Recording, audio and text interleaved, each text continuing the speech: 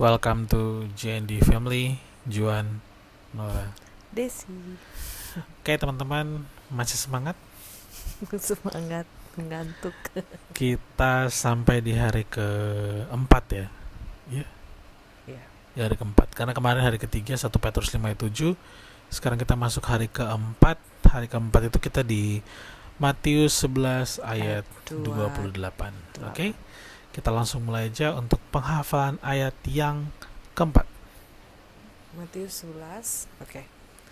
Matius 11 ayat 28. Marilah kepadaku semua yang letih lesu dan berbeban berat, aku akan memberikan kelegaan kepadamu. Amin.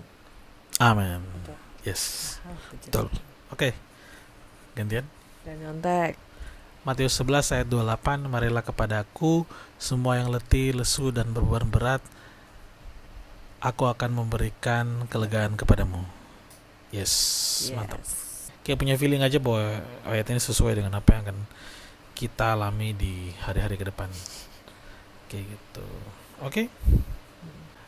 Ayat ini habis lewat perenungan sebenarnya dari kemarin sih, dari malam dan sampai dengan hari ini. Sempat dengar ada satu pendeta yang ngomong tentang ayat ini, dan itu jadi bahan perenungan saya karena dia bilang tentang bagaimana kita datang kepada Tuhan agar Tuhan memberikan sukacita kayak gitu. Jadi kelegaan yang dia maksud di sini lebih ke arah sukacita, itu ya yang saya dapat sih, lebih ke arah sana. Jadi apapun masalah, apapun hal yang kita hadapin, ya datang aja sama Tuhan, karena ya itu tempat terbaik yang kita bisa pergi kayak gitu. Jadi inline juga dengan apa yang hari ini terjadi, dan masih berusaha untuk sebenarnya banyak amarah yang terpendam ya. Tapi saya pikir fokus aja kepada firman Tuhan, dan apa yang didapat dari ayat ini juga sesuai banget dengan apa yang terjadi hari ini. Makanya ya ini jadi, ya itu sih fungsinya menghafal ayat ya. Jadinya menjadi kekuatan, memberikan kekuatan dan juga memberikan sukacita bahwa ternyata Tuhan, masih ada Tuhan lah. Kayak tempat kita untuk datang, tempat kita untuk pergi, dan itu sih yang memberikan kekuatan untuk hari ini. Dan seharusnya saya marah dan seharusnya saya kecewa, tapi sempat terenung sedikit dan berpikir apalah artinya semua itu. Nggak ada artinya sih. Jadi kayak memutuskan juga untuk bikin konten hari ini itu battle dengan diri sendiri sih. Kayak udah malas banget tapi harus komit, dan ya inilah yang terjadi guys. Kayak gitu. Jadi itu aja sih dari saya. Yuk.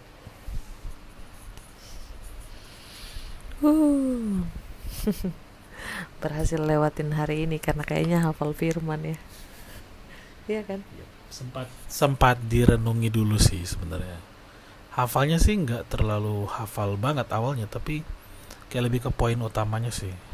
Ya, tapi paling enggak dengan ayat itu jadi menguatkan dan jadi mengubah apa yang dipikir itu udah susah banget. Jadinya ya ternyata Tuhan yang buat menyegarkan jiwamu.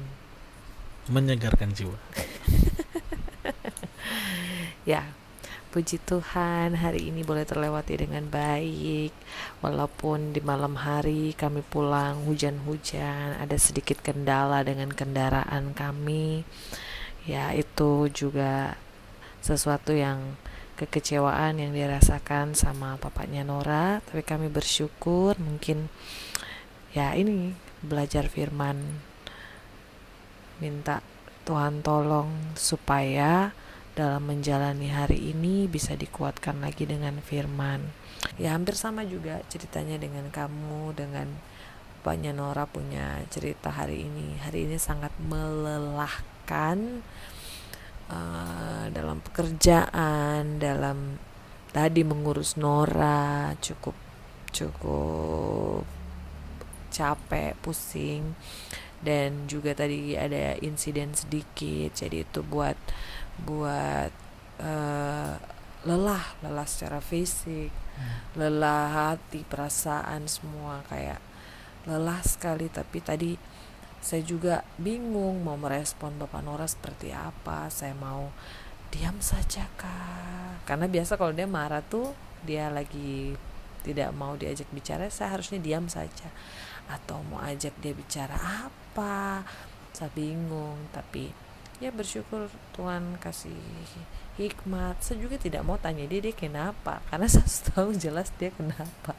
Tapi ya itu, bersyukurlah Tuhan kasih dia hikmat yang lebih supaya malam ini kita bisa bicara, terus kita bisa sharing firman malam ini. Karena kalau tidak, ya sudah, kita tidur lagi kayak kemarin kita sempat skip. Jadi ya bersyukur untuk hari ini karena Tuhan Yesus berikan ketenangan, Tuhan Yesus berikan sukacita setelah melewati hal-hal yang kurang baik. Dan karena saya pikir juga yang terpenting dari itu semua tuh yaitu damai sejahtera dari Tuhan, itu yang kita harus kejar. Karena hal di luar juga bisa banyak buat kita senang, hal di luar bisa buat kita senang, tapi sukacita dan damai sejahtera itu yang saya pikir sulit didapat di luar. Ya, hanya datang sama Tuhan Yesus, ingat firman-Nya supaya dikuatkan.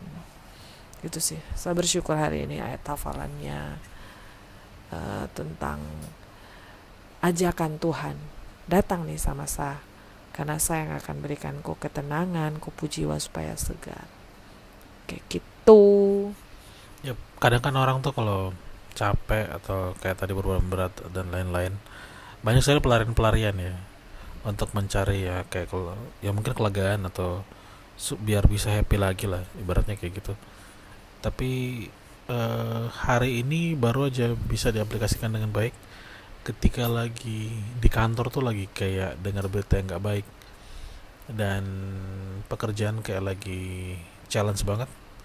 Terus di rumah lagi ada insiden yang tidak menyenangkan gitu ya. Dan wajar banget sih kalau manusia itu marah gitu. Tapi ya puji Tuhan hari ini diingatkan tentang firman ini, dan poin yang paling saya tangkap adalah ketika when things go wrong, lari pada Tuhan. Jadi jangan ke hal yang lain-lain. Karena biasanya itu saya lebih kayak diam, kayak silent treatment gitu. Tapi saya pikir harusnya apa yang kita baca kita juga praktekkan sih, biar kita bisa bertumbuh seperti itu. Nah, jadi ada satu cerita dari seorang pastor yang saya dapat tadi, pastor dari luar negeri gitu. Dicerita tentang perumpamaan sih.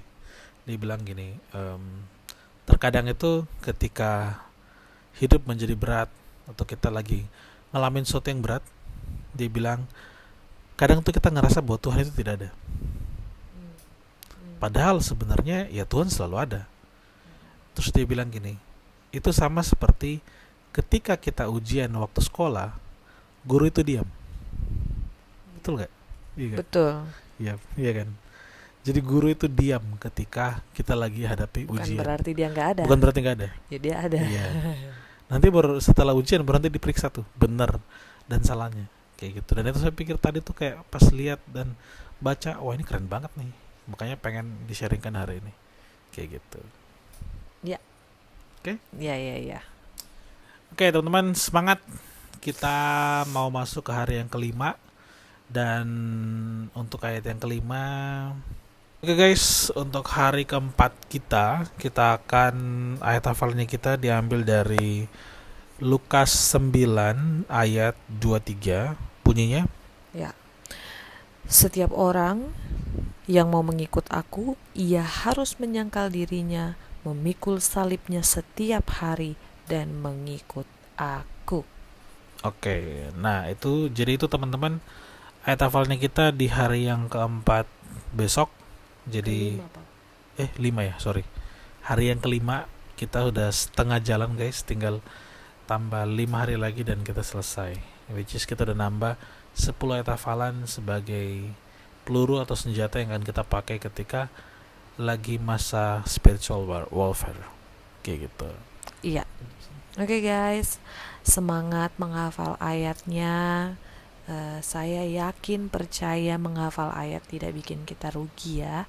Itu malah membuat menjadi itu senjata kita saat kita menjalani hari-hari kita, mungkin ada yang berat, dan itu akan menjadi kekuatan untuk setiap kita.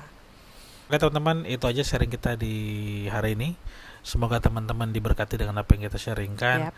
Dan juga semoga teman-teman semangat menghafal dan melakukan apa yang benar di mata Tuhan. Semua untuk kemuliaan Tuhan. Oke? Amin. Itu aja. Terima kasih dan bye-bye. Sampai jumpa. Bye-bye. God bless you all. God bless you.